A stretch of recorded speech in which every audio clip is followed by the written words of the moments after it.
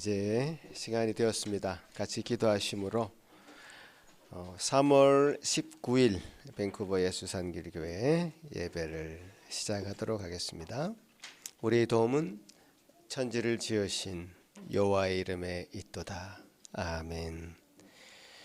이 천지 만물을 창조하시고 주관하시며 지금도 다스리시는 거룩하시고 전지전능하신 하나님 아버지, 그 하나님 앞에 우리가 이렇게 모였습니다. 그 하나님 앞에 예배하기 위하여 우리 마음의 무릎을 꿇었습니다.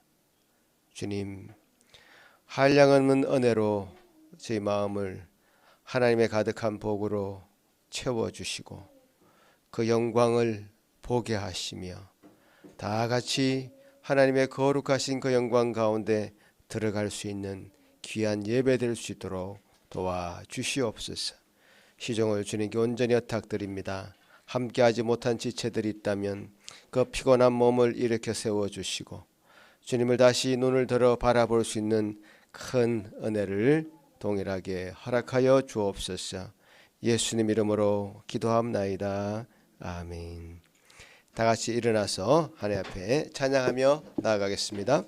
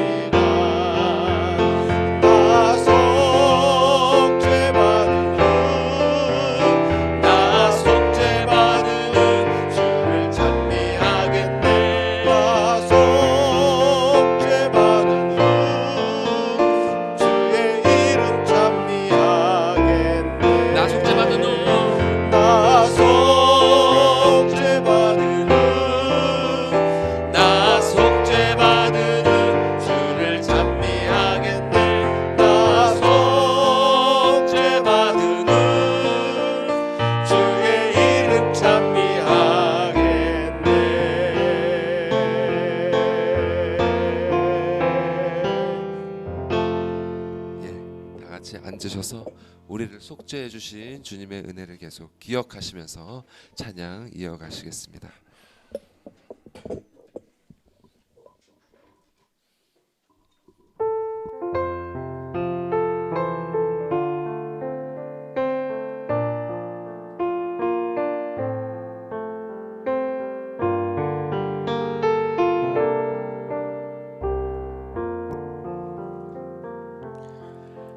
나 같은 죄인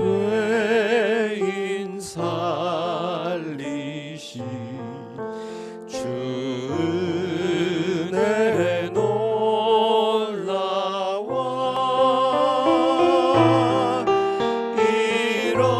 잃었던 생명 찾았고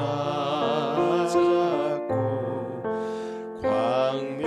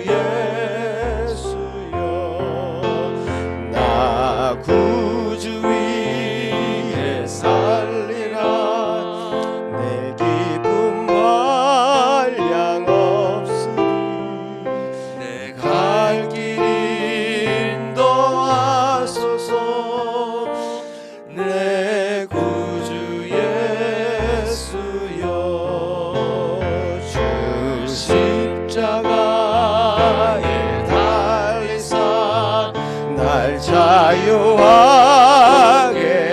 했으니 내 몸과 마음을 주 위에 다스게 하소서. 나 구주 위에 살리라. 내 기쁨할 양 없으니 내 갈 길 인도하소서. 내 구주 예수여.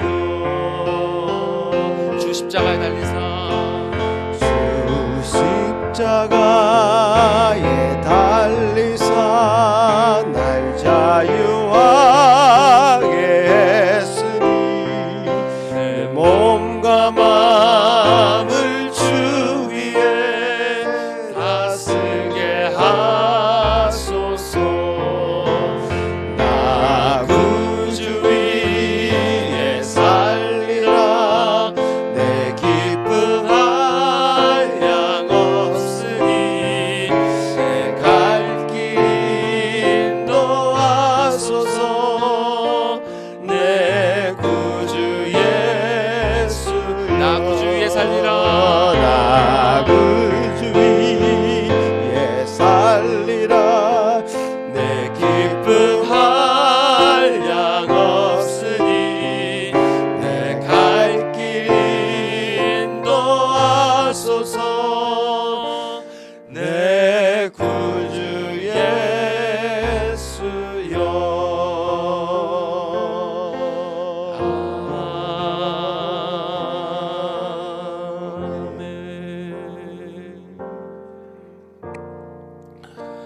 이 시간 진실된 마음으로 우리 주님 앞에 나아갑시다. 주님, 우리가 진정으로 주님의 대속하심을 감사하면서 그 사랑하는 주님께 우리의 삶을 다 드리길 원합니다. 주님, 이 고백을 우리 주님께 진심으로 이 시간 드리오니 우리의 마음을 받아주시고 우리의 마음을 깨끗게 하여 주시고 우리의 모든 죄를 도말하여 주시고 우리의 영혼을 받아 주시옵소서. 다 같이 기도하시겠습니다. 거룩하신 하나님 아버지 감사합니다.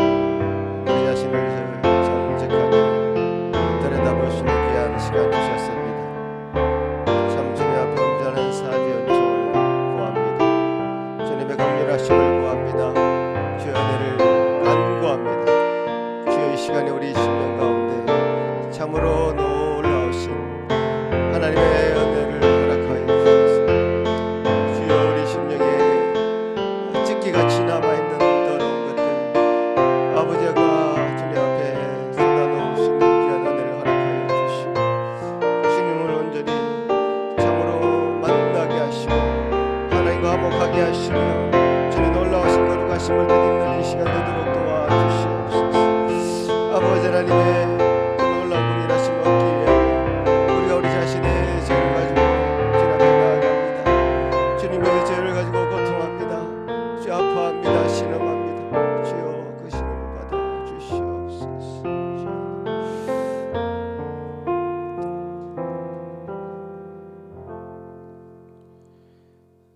하늘에 계신 우리 아버지여, 이름이 거룩히 여김을 받으시오며 나라가 임하옵시며 뜻이 하늘에서 이루어진 것 같이 땅에서도 이루어지이다. 오늘 우리에게 일용할 양식을 주시옵고 우리가 우리에게 죄 지은 자를 사하여 준 것 같이 우리 죄를 사하여 주시옵고 우리를 시험에 들게 하지 마시옵고 다만 악에서 구하시옵소서. 나라와 권세와 영광이 아버지께 영원히 있사옵나이다. 아멘. 시편 100편 저와 여러분이 한 절씩 교독하시겠습니다. 온 땅이여 여호와께 즐거운 찬송을 부를지어다.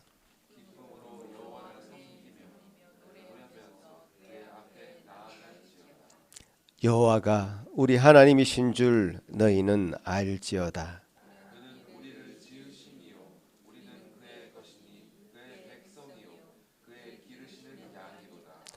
감사함으로 그의 문에 들어가며 찬송함으로 그의 궁정에 들어가서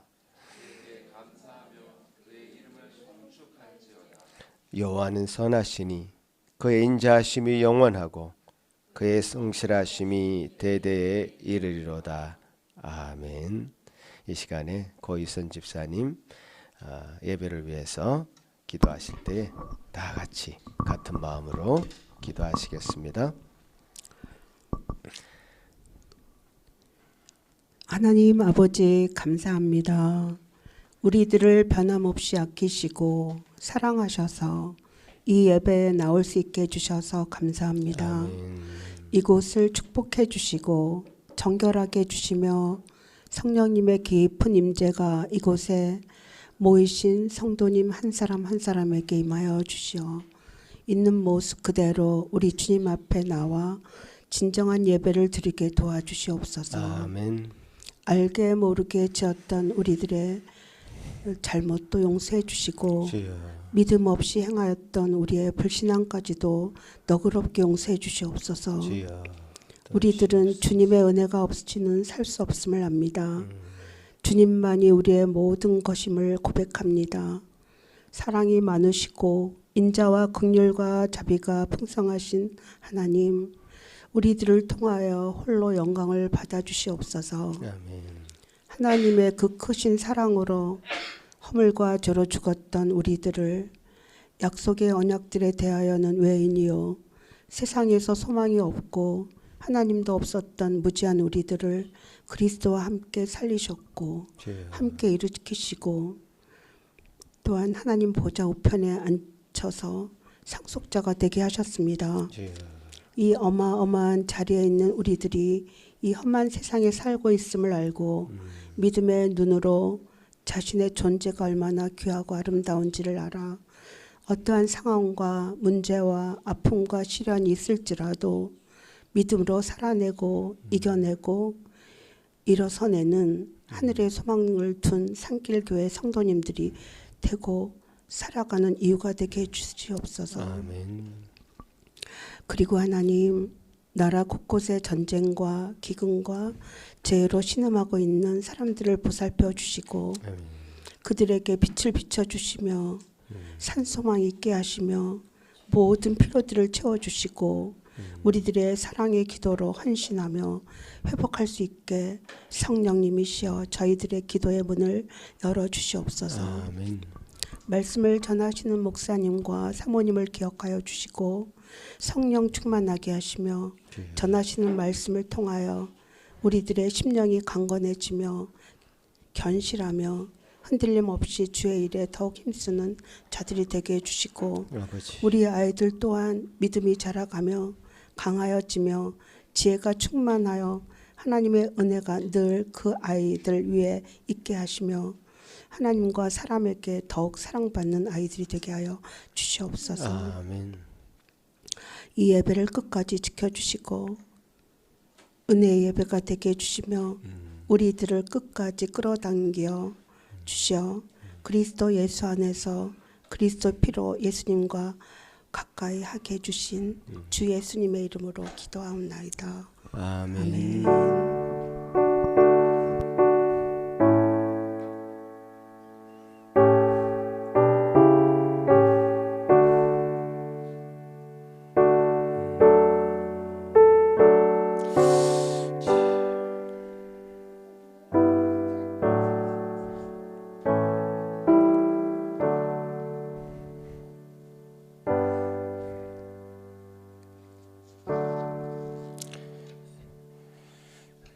오늘 우리에게 허락하신 하나님 말씀은 레위기 4장 1절에서 3절 말씀입니다. 긴 말씀입니다만은 제가 이 3절만 이 시간에 같이 읽고 여러분 댁에서 4장, 5장, 6장 뭐 뒤에 장들을 여러분 좀 같이 읽어 주셨으면 좋겠습니다. 제가 봉독해 올리겠습니다. 여호와께서 모세에게 말씀하여 이르시되 이스라엘 자손에게 말하여 이르라. 누구든지 여호와의 계명 중 하나라도 그릇 범하였으되 만일 기름 부음 받은 제사장이 범죄하여 백성의 허물이 되었으면 그가 범한 죄로 말미암아 흠없는 수송아지로 속죄 제물을 삼아 여호와께 드릴지니. 아멘. 이 시간에 어린이들 앞으로 나와 주세요. 예, 루담이 주원이, 예, 그다음 누가 나올까요?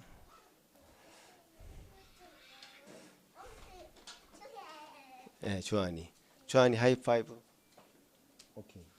아까는 내가 거절을 당했는데. 예. 우리 루아, 주아, 오케이. 같이 기도합시다.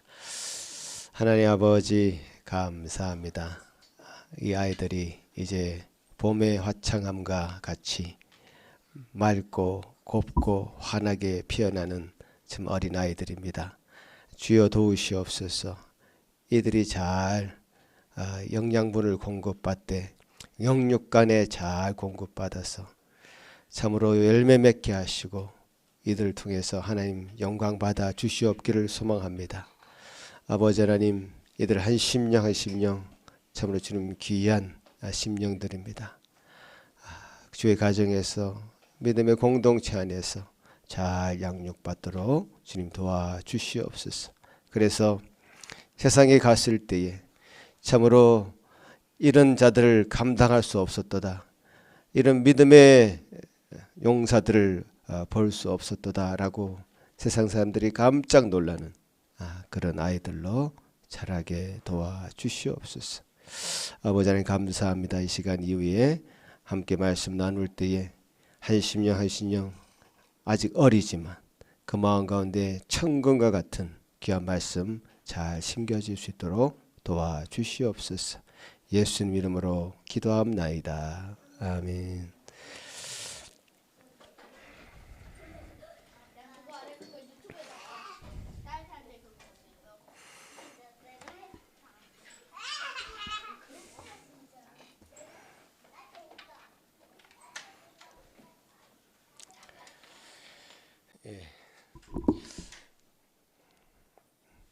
제가 레위기 말씀을 이제 나누고 있는데 순서대로 레위기 말씀은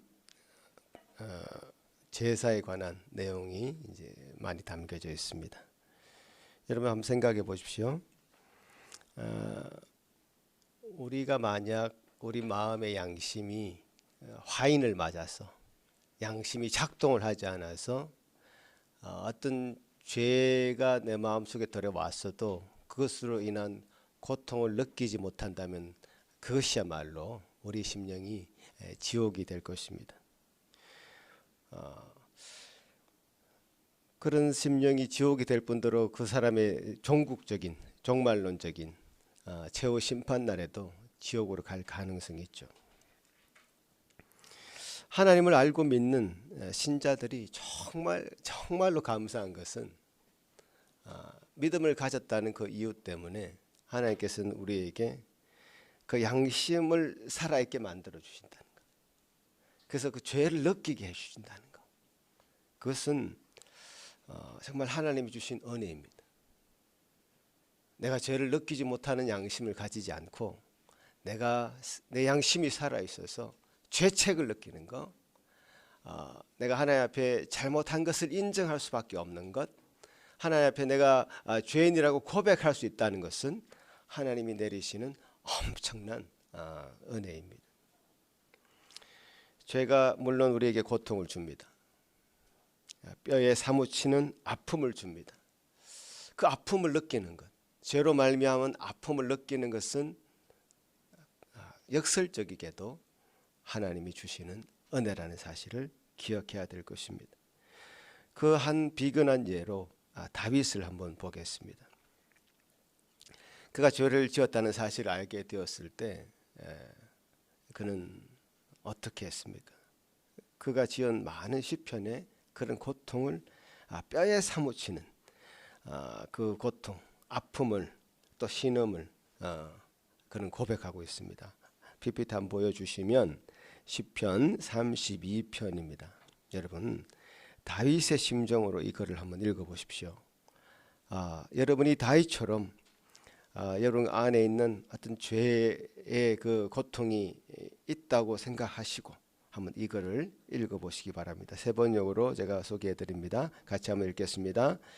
내가 입을 다물고 죄를 고백하지 않았을 때에는 온종일 끊임없는 신음으로 내 뼈가 녹아내렸습니다. 주님께서 밤낮 손으로 나를 짓누르셨기에 나의 혀가 여름 가물에 풀 마르듯 말라버렸습니다. 예, 이게 다윗의 솔직한 하나님 앞에서의 자기의 심정이었습니다. 다른 시편 한 번 더 보시면 시편 38편인데요. 같이 한번 또 다윗의 심정으로 다시 한번 읽어보겠습니다. 주님, 주님의 분노로 나를 책망하지 마시고 주님의 진노로 나를 벌하지 말아 주십시오. 주님의 화살이 나를 꿰뚫으며 주님의 손이 나를 짓누릅니다. 주님께서 노하심으로 나의 살에는 성한 곳이 없습니다. 내가 지은 죄 때문에 나의 뼈에도 성한 데가 없습니다. 나의 죄의 벌이 나를 짓누르니 이 무거운 짐을 내가 더는 견딜 수 없습니다. 내 몸의 상처가 골마 터져 악취를 내니 이 모두가 나의 어리석음 때문입니다. 더 떨어질 데 없이 무너져 내린 이 몸 온종일 슬픔에 잠겨 있습니다. 내가 넘어지게 되었고 내 근심이 떠날 날이 없습니다. 내가 내 죄를 고백하고 내가 행한 일을 슬퍼합니다. 진정으로 하나님 앞에 자기 잘못을 뉘우치고 회개하는 다윗의 고백이었습니다. 다윗은 이처럼 죄에 대해서 양심의 가책을 느끼고 무척 고통스러워했었습니다. 그러면 이 고통이 언제 사라지느냐? 5절에 드디어 나는 나의 죄를 주님께 아뢰며 내 잘못을 덮어두지 않고 털어놓았습니다. 32편 5절에 내가 주님께 거역한 나의 죄를 고백합니다 하였더니 주님께서는 나의 죄악을 기꺼이 용서하셨습니다. 다윗은 죄로 인해서 고통의 가운데 빠질 수밖에 없었습니다. 아픔을 느낄 수밖에 없었습니다. 그러나 그 죄를 고백함으로써 하나님께서 그 죄를 용서해 주셨고 그 용서의 사지의 은총을 덧입을 수 있었던 것입니다.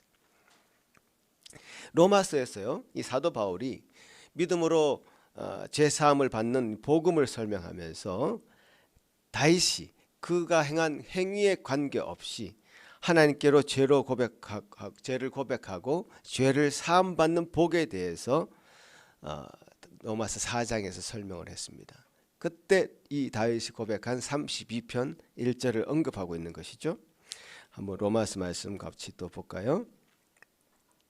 로마서 4장 같이 6절부터 같이 읽겠습니다. 시작. 그래서 행한 것이 없어도 하나님께서 어렵다고 여겨주시는 사람이 받을 복을 다윗도 다음과 같이 말하였습니다.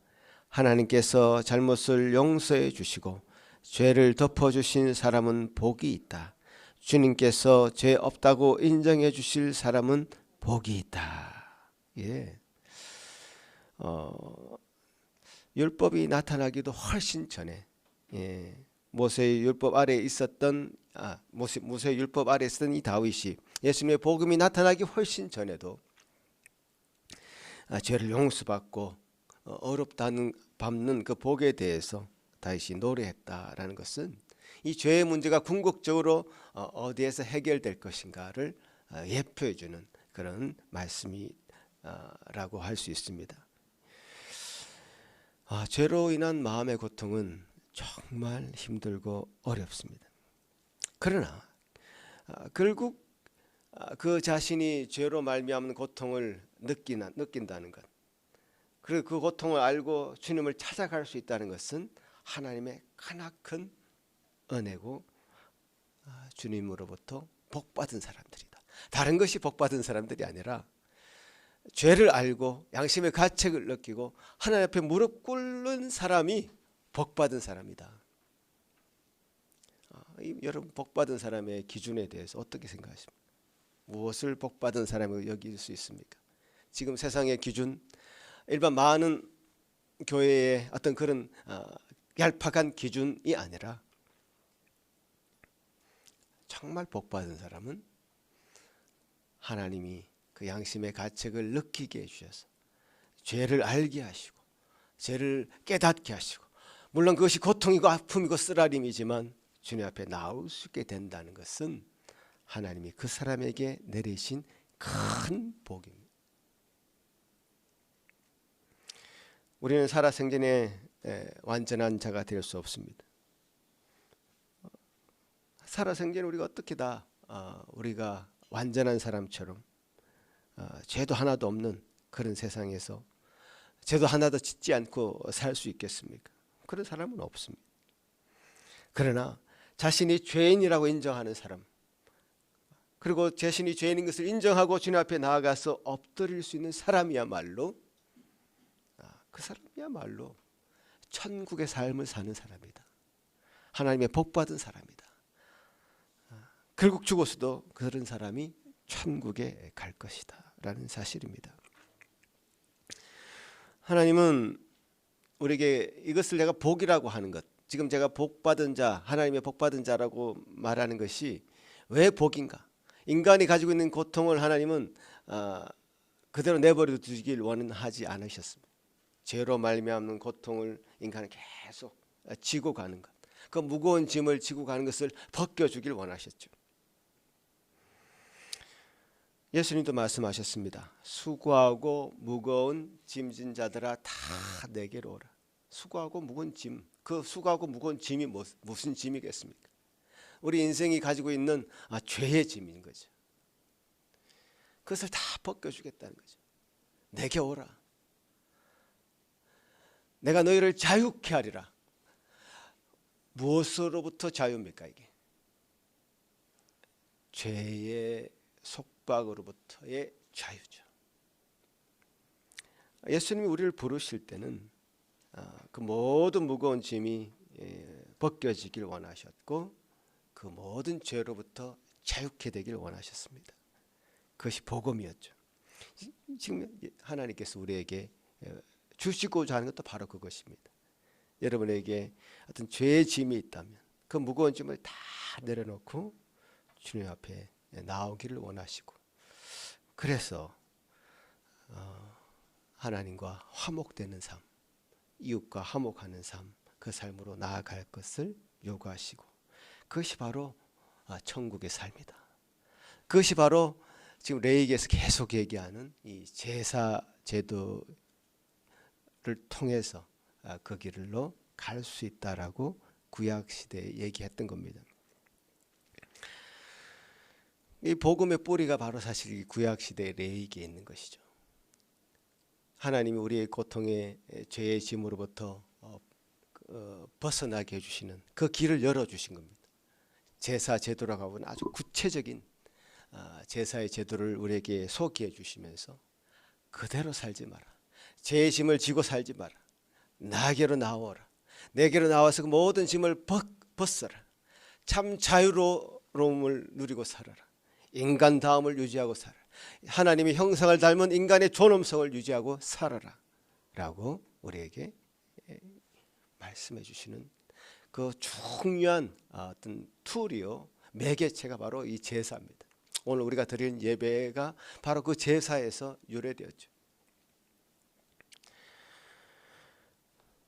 제가 이미 많이 설명을 드렸습니다. 번제, 소제, 화목제 설명을 많이 드렸는데 그 길은 정말 그 제사를 드리는 과정 자체가 쉬운 게 아니었습니다. 여러분 몇 번 여러분 귀담아 들으셨으면 정말 이게 얼마나 고통스러운 과정인가, 이 제사를 드린다는 게, 그것을 느끼셨을 텐데요.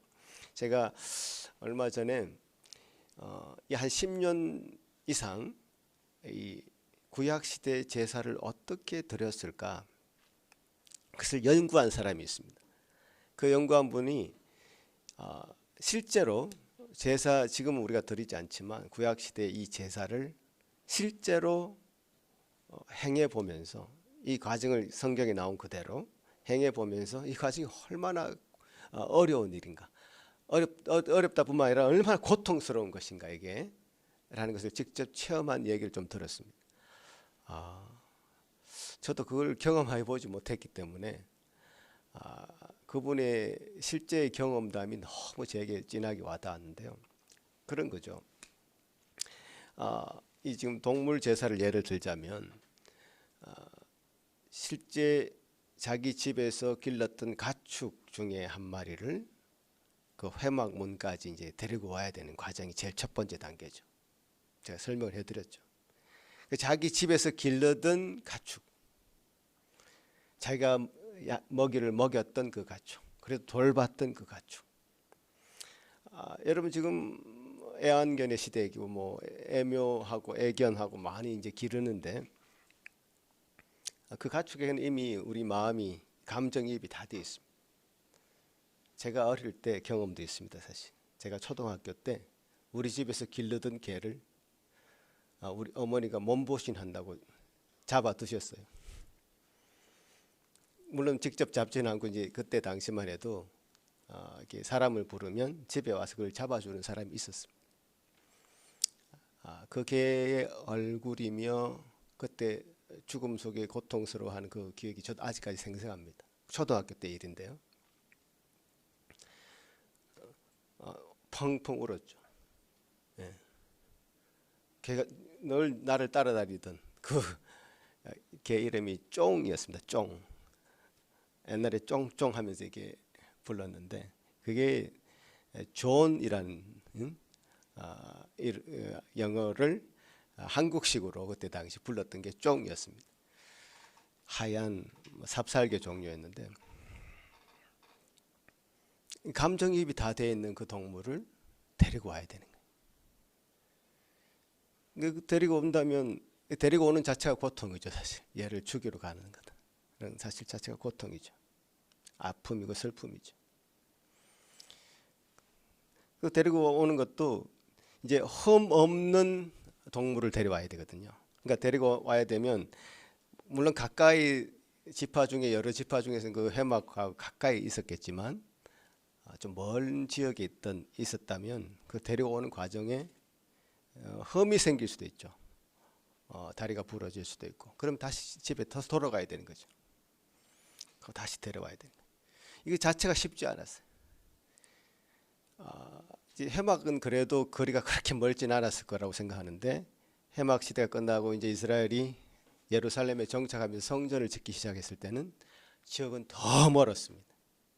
한 하루나 이틀 걸려야지 성전까지 올 수 있는 그 거리였죠. 그러니까 제사를 한번 지낸다는 것은 처음부터 고통스러운 일이었습니다. 그 다음에 어떻게 합니까? 그 회막까지 데리고 오면 어떻게 합니까? 그 다음에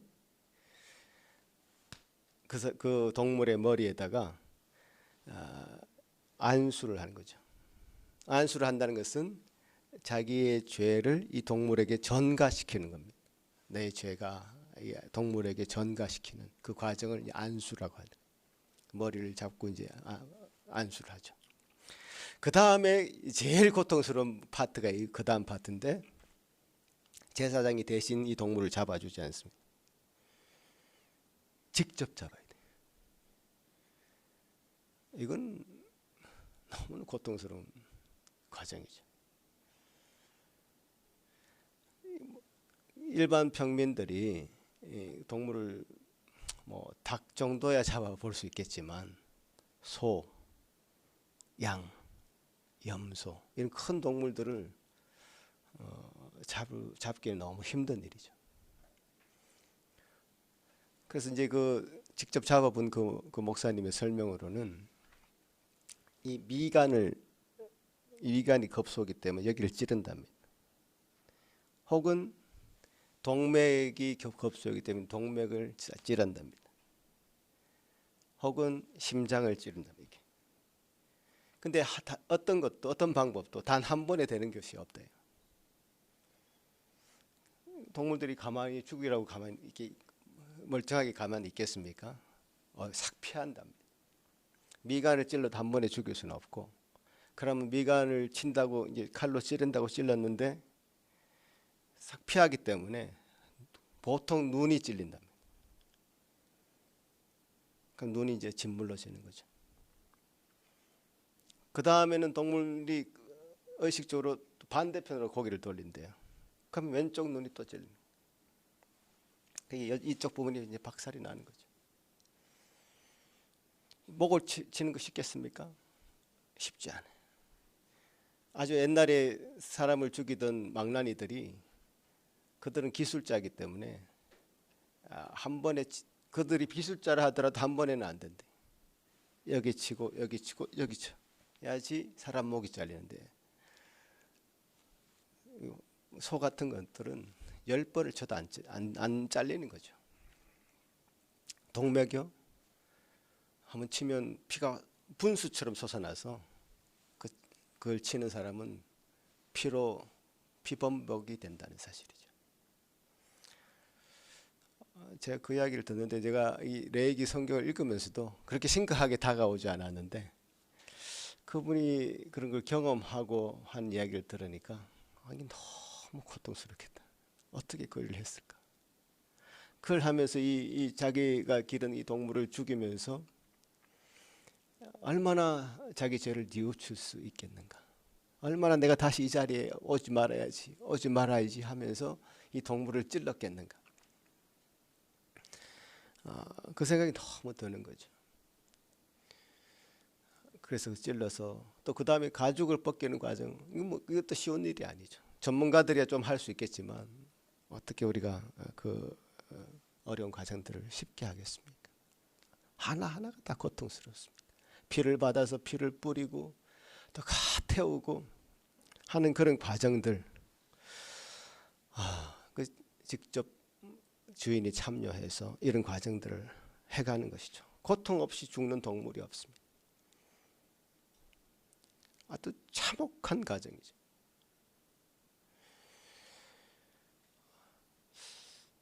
이런 참혹한 과정 가운데 제사를 치르도록 하시는 하나님의 뜻이 있는 거죠. 하나님 왜 그렇게 하셨을까?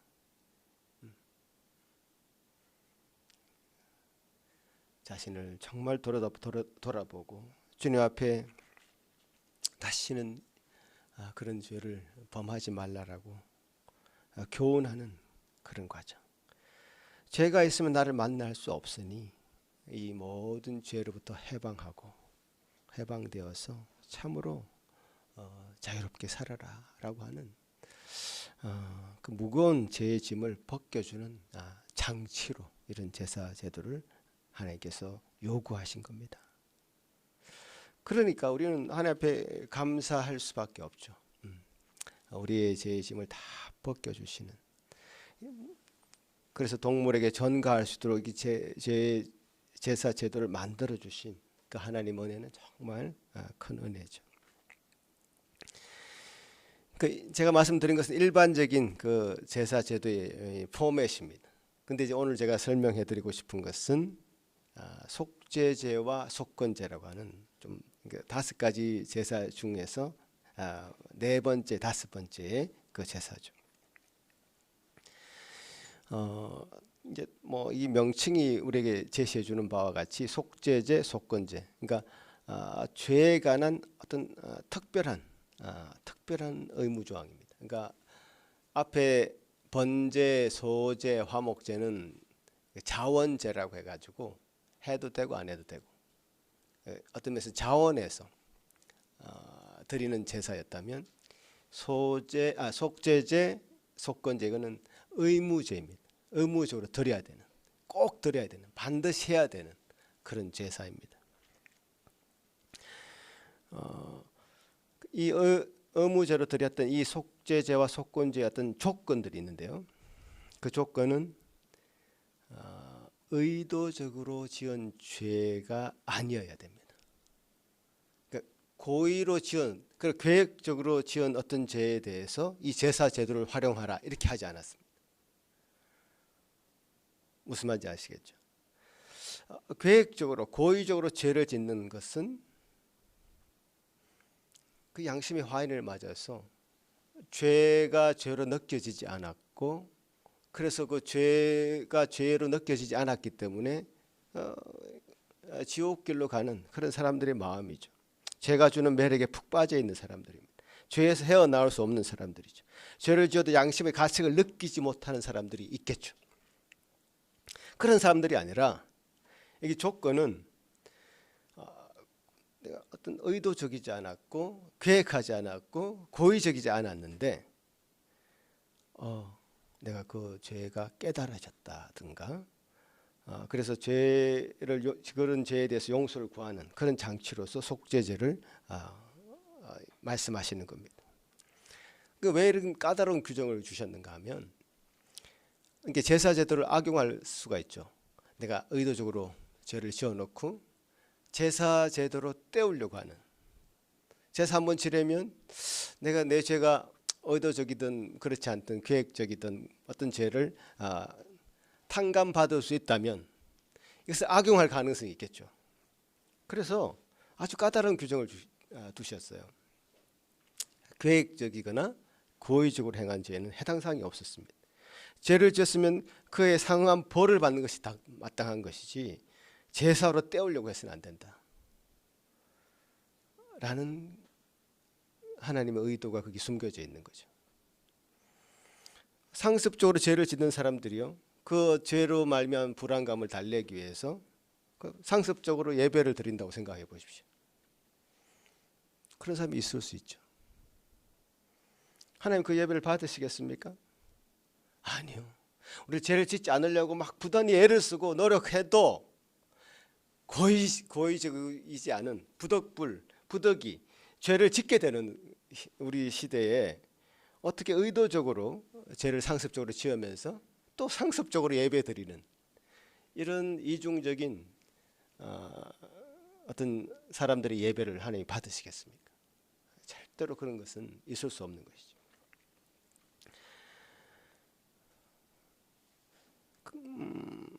나더러 주여 주여 한다고 해서 그 사람이 하나님의 사람인 것이 아니죠. 그죠? 우리 지난주에 전사님 설교했듯이 자기 죄를 정말 미워하고 다시는 그 죄에 빠지지 않겠다고 하는 그런 사람들이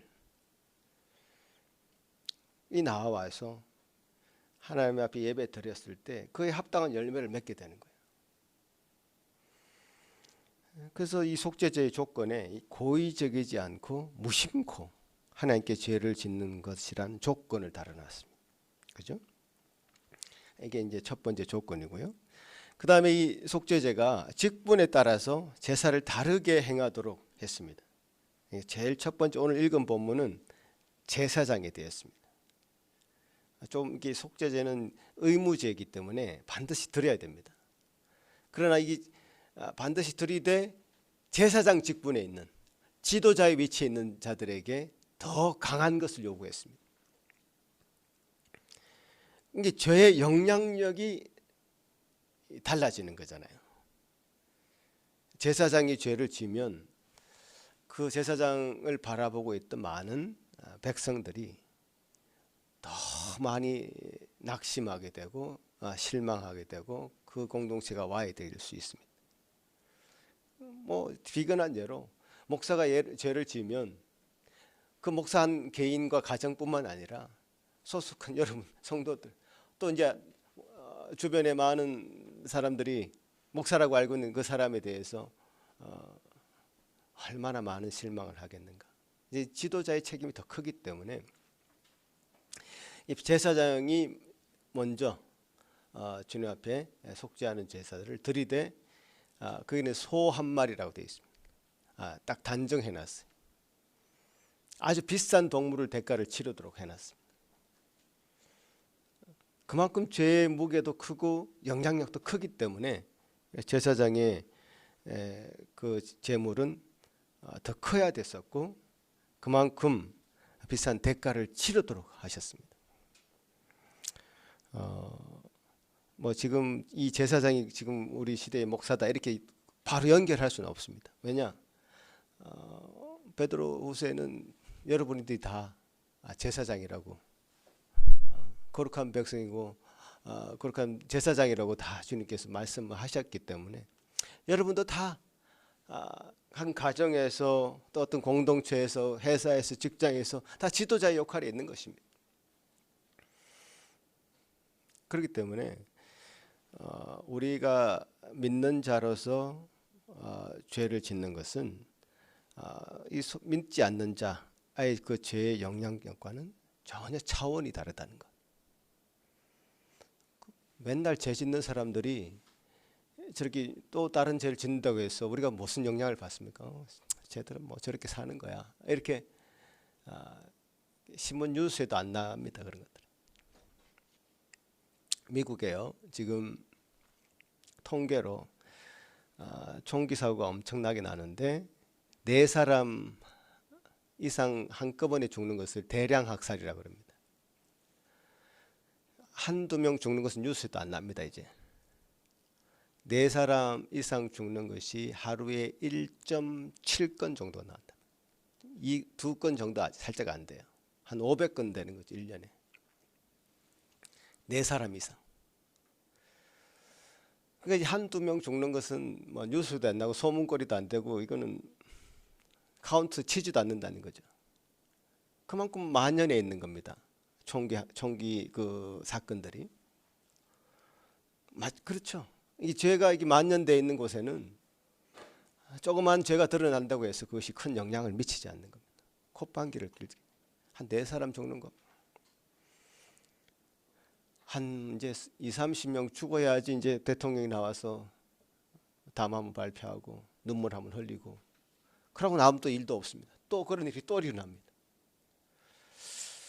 이게 그런 사회고 하나님 앞에서 믿는 자라고 하고 믿음을 가진 어떤 면에서는 만인 제사장인데 제사장 어떤 위치에 있는 여러분들이 죄를 짓는다는 것은 더 큰 영향을 미쳐. 좀 믿는 자가 저렇게 죄를 지었네. 제사장이 저렇게 죄를 지었네. 조그만 것도 크게 침소봉대되는 그런 일이 되는 것이죠. 그래서 우리가 더 주님 앞에 우리가 우리 자신을 더 잘 돌아봐야 될 것입니다. 자, 그리고 이제 속죄제는 개인적으로 속죄제를 하기도 하지만 공동체적으로 죄를 속죄제를 합니다. 그러니까 공동체가 짓는 죄가 있거든요. 그러면 이 공동체가 짓는 죄는 그 공동체의 대표가 나아가서 그 동물의 머리에 안수를 하는 그런 일을 하는 거죠. 공동체의 죄가 여러분 얼마나 무서운지 아십니까? 대표적으로 독일을 들 수 있죠. 독일이 무슨 일을 했습니까? 유대인들이 그렇게 학살했습니다. 근데 그 공동체 안에 속해 있기 때문에 그들은 죄의식을 못 느끼고 그 일을 했다고 그래요. 그렇게 많은 사람을 죽이는데 전혀 죄의식을 못 느끼고 그저 위에 사람이 시켜서 했을 뿐이다 라고 하는 게 그 독일 사람들의 그 뇌리에 박혀 있어요. 전혀 죄의식이 없었대요. 아주 평범한 이웃사람 같은 그런 사람들이 살인가스 주입시키고 그래서 대량으로 죽게 만드는 그 일을 선봉적으로 해서 앞장서서 했다는 것 아닙니까? 그 집단적인 죄, 이건 정말 고치기 힘들. 그 안에 들어가 있는 사람들은 그것을 깨닫기도 힘들고, 자기가 죄를 짓고 있다는 사실을 깨닫기도 힘들고, 그 집단을 다 바꾸는 것은 혼자의 힘으로 너무 힘들고, 그 안에 크리스찬이 왜 없었겠습니까? 그 안에 어떤 의식이 있는 사람이 왜 없었겠습니까? 그러나 그 집단 전체를 죄를 스스로 인정하게 하고 만드는, 그래서 주님 앞에 나아가게 만드는 것은 너무너무 힘든 일이었습니다. 그래서 우리가 그 리바이벌, 부흥이라는 얘기도 하고 대각성이라는 얘기를 하지만 주님께서 이런 것들을 한 시대에 한 번씩 주시는 것 같아요. 정말 각성하게 만드는, 우리가 죄인이다, 우리가 정말 회개해야 된다라고 하는, 그래서 그 국민적인 집단적인 공감대가 확 형성되는 그런 일들을 하나님께서 주시는 것 같아요. 우리가 1907년도에 평양 대부흥이라는 걸 우리가 역사적으로, 기독교 역사적으로 굉장히 중요하게 다루고 있는데, 정말 자기 자신의 죄를 고백하느라고 밤을 새우고 고백하고, 그 고백한 사람들을 이제 뭐 내팽개치는 것이 아니라 보듬어주고 안아주고, 그때는 너무 죄가 만연했기 때문에 뭐 첩을 두는 것도 그렇고 도박을 하는 것도 그렇고 뭐 도적질하는 것도 그렇고 너무 그 죄가 만연했기 때문에 그런 일에 대해서 서로 쉬쉬하면서 눈 감아주고 뭐 이런 분위기가 만연해 있었다면, 그런 것에 대해서 한번 크게 뒤집는 그런 일들이 가끔씩 하나님께서 주십니다. 그 최근에 에즈베리에서 뭐 그런 이제 일이 있었다고 사람들이 많이 얘기하지만, 그게 어떤 지역적인 그런 일인 것으로 지금 보여지는데,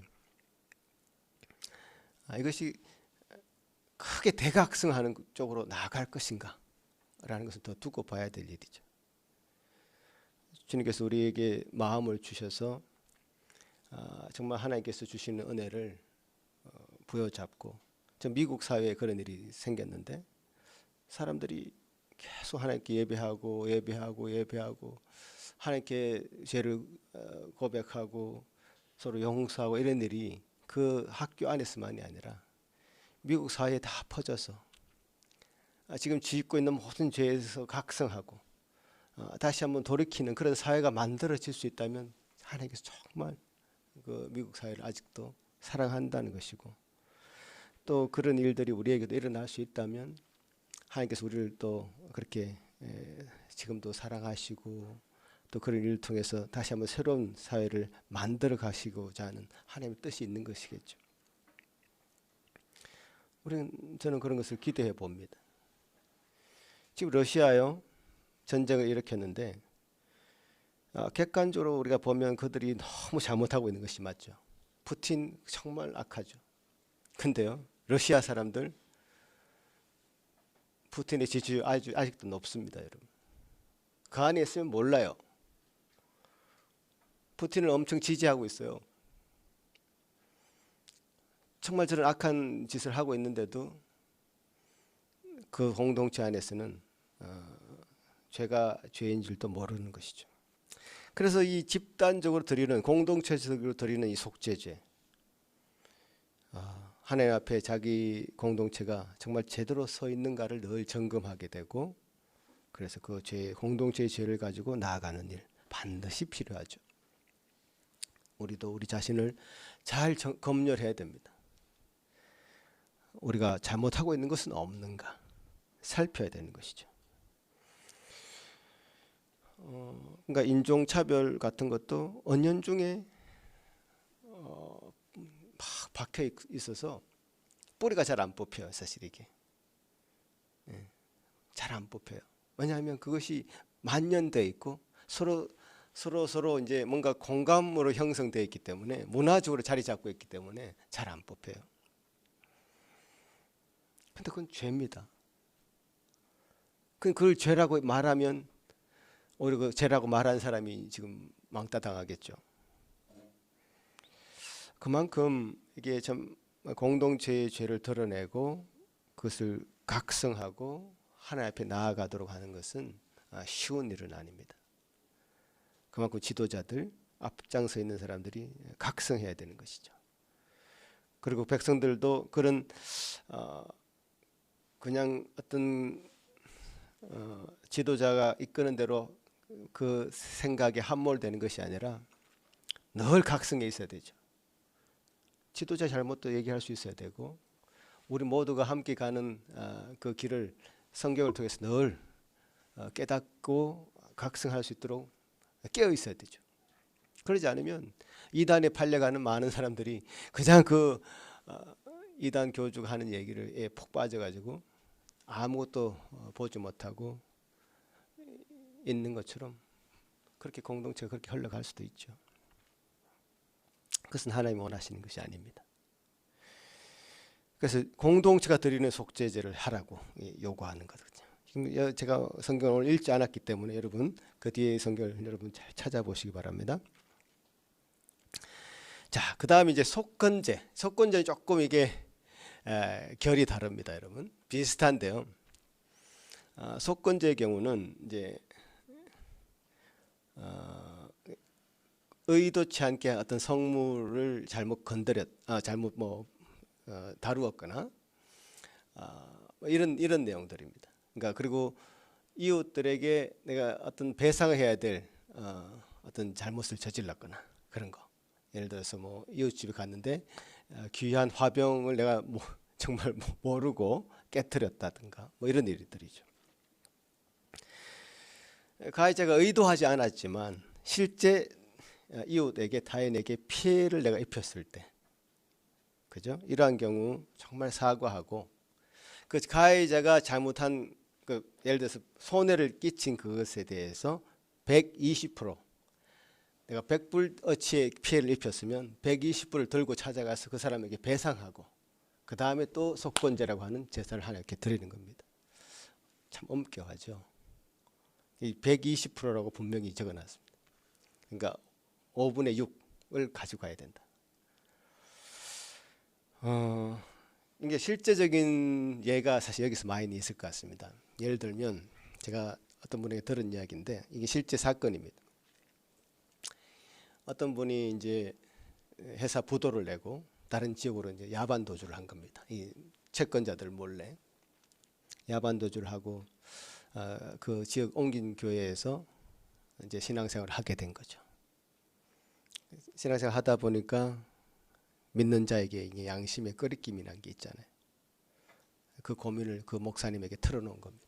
내가 사실은 저기 가서 어떤 사업을 하다가 부도를 냈고 내가 돈을 빌린 사람들 몰래 이게 도망와서 여기 살고 있다고. 그래서 지금 목사님 말씀 듣고 이게 정말 회개하고 뉘우치고 싶은데 그들 다시 찾아갈 용기가 없다. 왜냐하면 그 사람들에는 힘센 사람도 있고 너무 무섭다 이런 고백을 했더니 목사님이 아니라고, 찾아가시라고,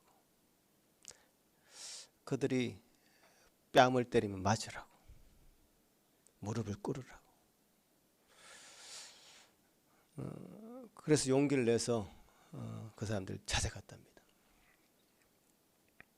그래서 용서를 구했답니다. 갚을 돈이 있으면 자유롭게 찾아가겠는데 갚을 돈이 없었기 때문에 더더욱 그 발걸음이 힘들었던 거죠. 그렇지만 믿음을 가지고 용기를 내서 목사님의 권면을 정말 달게 받아서 간 거죠. 저라도 참 힘들었을 것 같아요. 돈을 두둑하게 넣어서 가면 모르겠지만 어떤 창피를 당할지 어떤 수모를 당할지 다 예상이 되는데 찾아가기 하는 것은 힘들겠죠. 찾아갔는데 정말 하나님의 은혜로 그들이 이제 다시 재기하시라고, 뺨도 맞지 않았고 수모도 당하지 않았고 다시 용기를 주는 말을 듣고 왔다고 감사하면서 그렇게 얘기했다는 겁니다. 이게 이제 속건제 하나의 어떤 방식입니다. 사실 내가 피해를 입힌 그 사람에게 실제로 가서 그 피해에 대한 보상을 하라는 얘기죠.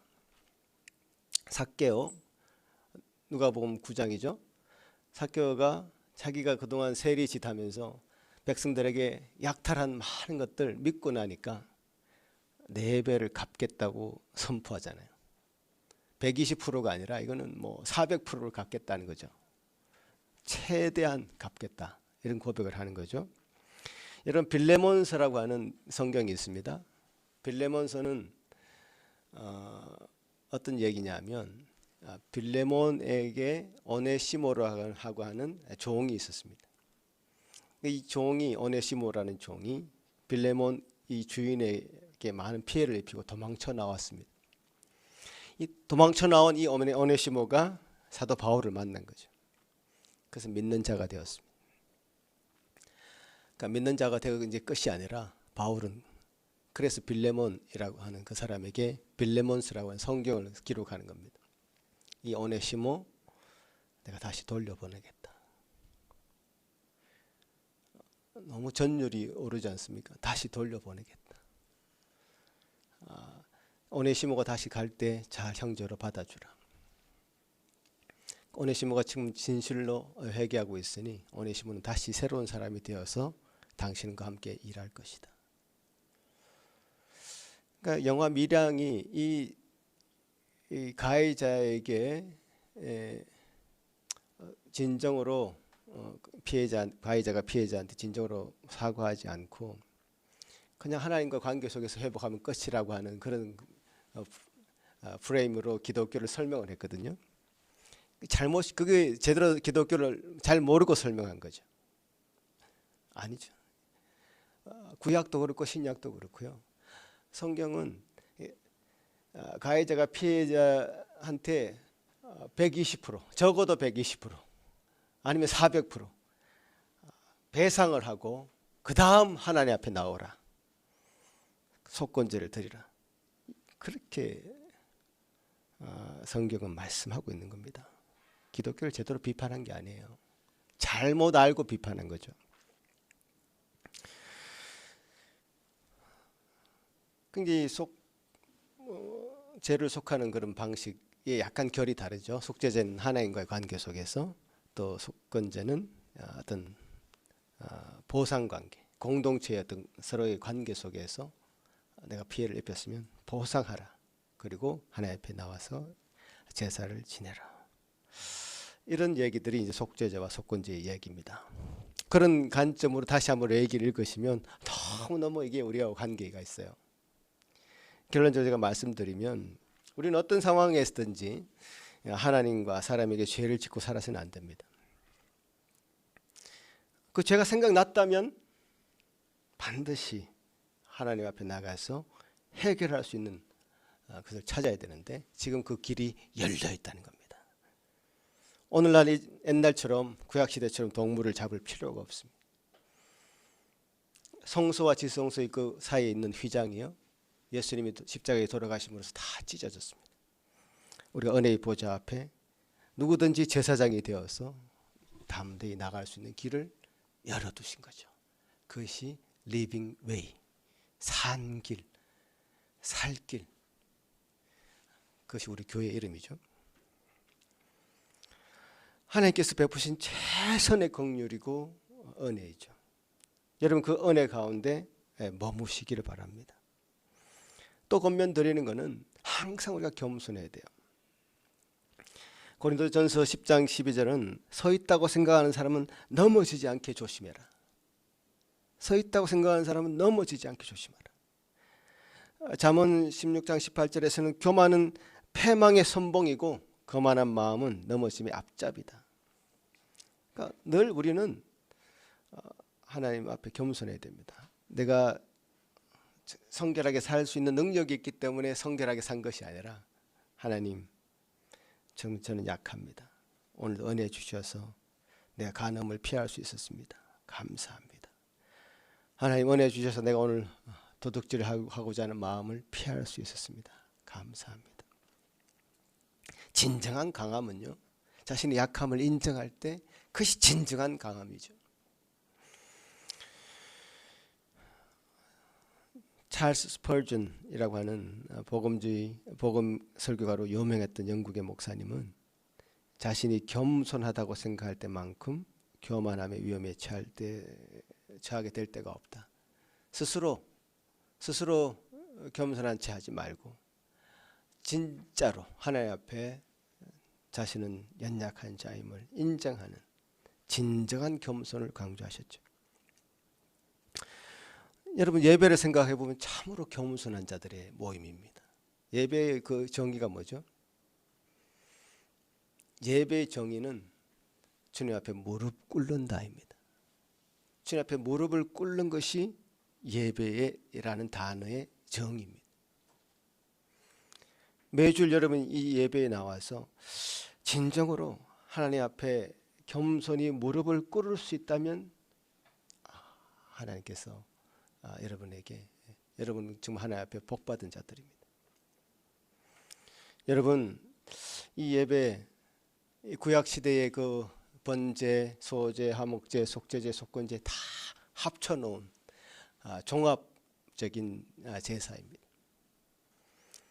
여기 나와서 하나님 앞에 여러분의 희생, 헌신도 다짐하시고 여러분 앞에서 감사도 표현하시고 여기 나와서 하나님 앞에 주신 하나님 주신 은혜에 대해 기쁨도 표현하시고 기쁨의 예배가 되게 하시고 또 주님께서 내 마음의 양심의 가책을 느끼게 하셨다면 그런 일이 생각났다면 속죄함의 그 사죄의 은총을 누리시는 그 예배 되시기를 간절히 바라는 것입니다. 이 모든 것을 주관하시는 분이 하나님이신 것을 인정하는 예배. 주시는 분도 여호와시고 취하시는 분도 여호와 하나님인 것을 인정하는 그 예배가 되게 여러분 기도하시면서 이 자리에 나오십시오. 우리 앞날을 모든 것을 책임지시는 분도 주님이신 것을 인정하는 고백하는 예배 되게 하십시오. 여러분에게 자녀를 허락하신 분도 하나님이시고 그들을 키우시는 분도 하나님이심을 인정하는 예배가 되게 하십시오. 우리의 사업과 경제를 주관하시는 분이 하나님인 것을 겸손히 인정하고 그 앞에 무릎 꿇는 예배가 되게 하십시오. 서로가 주님 주 안에서 하나가 되고 한 몸이 되어서 하나님 앞에 진정으로 지어져가는 아름다운 몸된 교회가 되어가는 그런 것을 느끼는 예배가 되게 하십시오. 그럴 때 하나님께서는 이 구약 시대에 우리에게 자세하게 알려주신 이 제사 제도가 예배를 통해서 성취되고 결국 그 예배 안에서 그리스도를 정말 볼 수 있는 그런 모든 성도들이 되시기를 간절히 바라겠습니다. 기도하겠습니다. 아버지 하나님 감사합니다.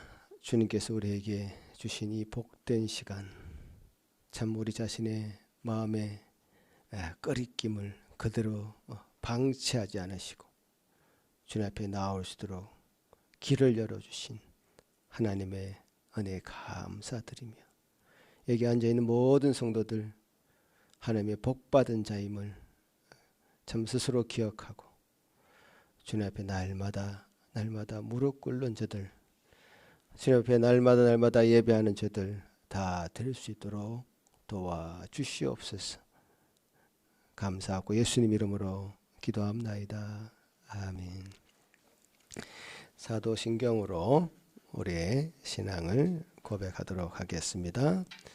전능하사 천지를 만드신 하나님 아버지를 내가 믿사오며 그 외아들 우리 주 예수 그리스도를 믿사오니 이는 성령으로 잉태하사 동정녀 마리아에게 나시고 본디오 빌라도에게 고난을 받으사 십자가에 못 박혀 죽으시고 장사한 지 사흘 만에 죽은 자 가운데서 다시 살아나시며 하늘에 오르사 전능하신 하나님 우편에 앉아 계시다가 저리로서 산자와 죽은 자를 심판하러 오시리라.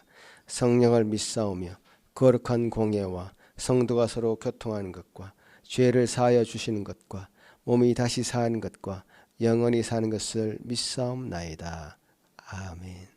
다 같이 일어나서 하나님 앞에 찬양하실 때에 말씀 기억하시면서 찬양 드리겠습니다.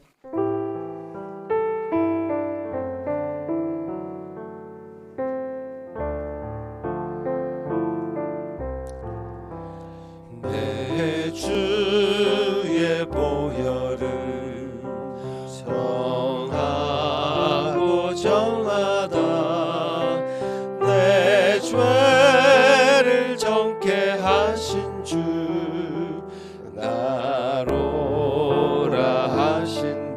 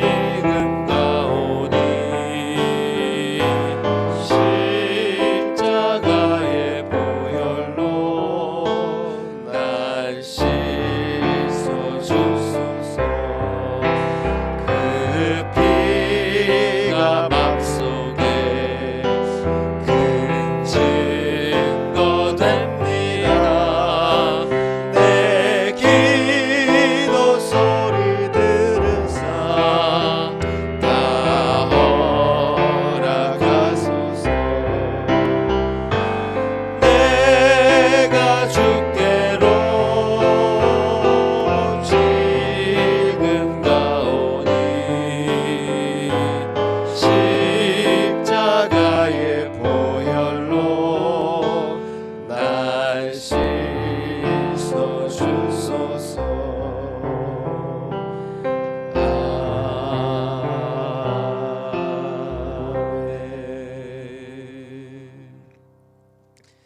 주님 감사합니다. 십자가의 그 큰 사랑 인하여 허물러 죽은 우리를 살리신 그 놀라운 은혜 감사합니다.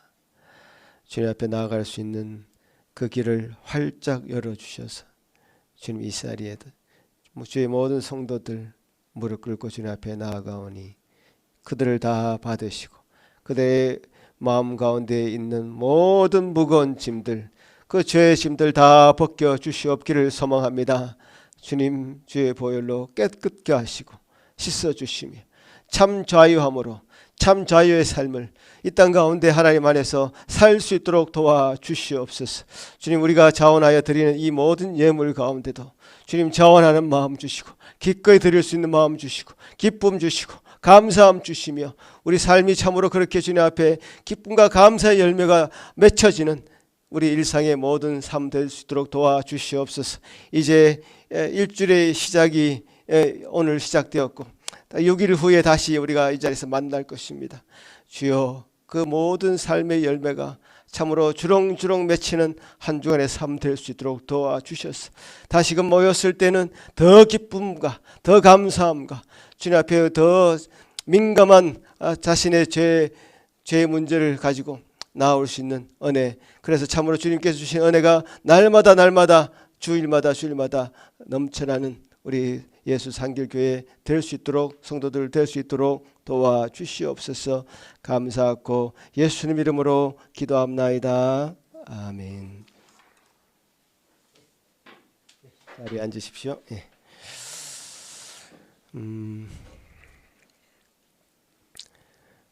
이제 지금 제사에 관한 구약 시대 제사에 관해서 여러분 이렇게 상세하게 말씀을 나눈 적이 그동안 우리 교회에서는 없었기 때문에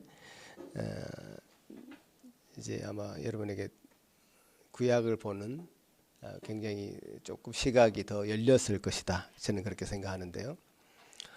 왜냐하면 이 레위기는 항상 성경을 읽다 보면 이게 넘길까 고민하는 여기서 멈추거나 아니 이건 패스할까 고민하는 성경이기 때문에 잘 안 읽어요.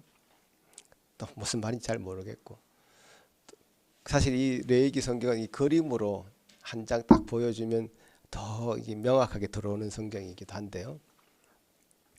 근데 그래도 읽으면서 또 제가 말씀 준비하면서도 은혜가 있었고 또 여러분과 함께 말씀 나누면서도 더 여러분에게 더 레위기가 정말 귀중한 성경이구나라는 걸 저도 깨닫고 여러분도 아마 깨닫는 시간이 될 것 같습니다.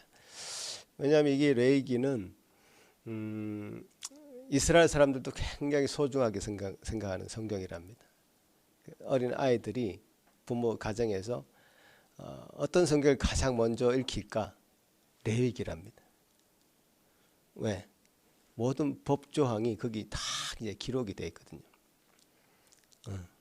뭐 13개 법조항 중에 거의 한 절반이 거기 이제 레위기에 있습니다.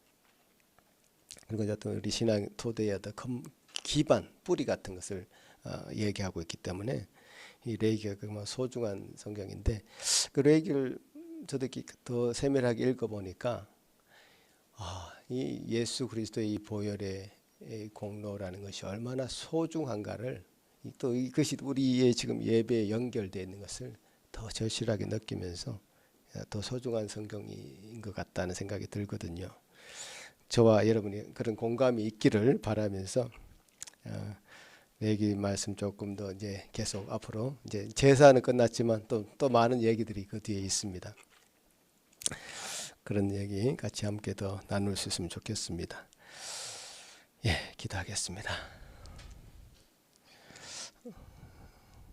이제는 우리 주 예수 그리스도의 크신 은혜와 하나님 아버지의 극진하신 사랑하심과 성령 하나님의 위로하심과 교통하심 그리고 조명하여 주셔서 감동 감아 주시는 은사가 이제 이 자리에서 하나님의 주신 그 큰 복을 받고 주님 앞에 나올 때마다 죄의 짐으로 허덕이는 것이 아니라 그 모든 죄의 짐을 벗고 참 자유함을 얻기를 간절히 소망하는 여기 머릿속의 모든 성도들 위해 그 가정 위에 지금부터 영원토록 함께 있을지어다.